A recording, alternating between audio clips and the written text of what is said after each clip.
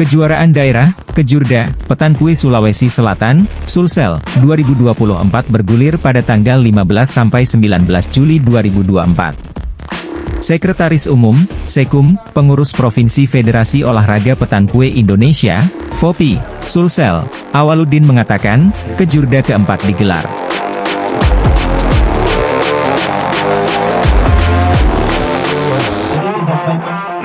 Kejurda ini untuk mengukur kemampuan atlet petankue di kabupaten kota di Sulsel.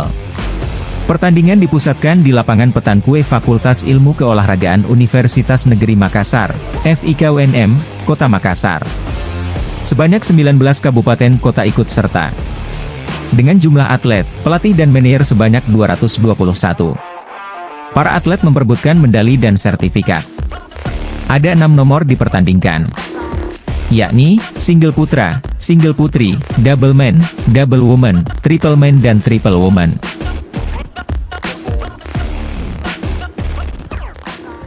Download Tribun X sekarang, menghadirkan lokal menjadi Indonesia.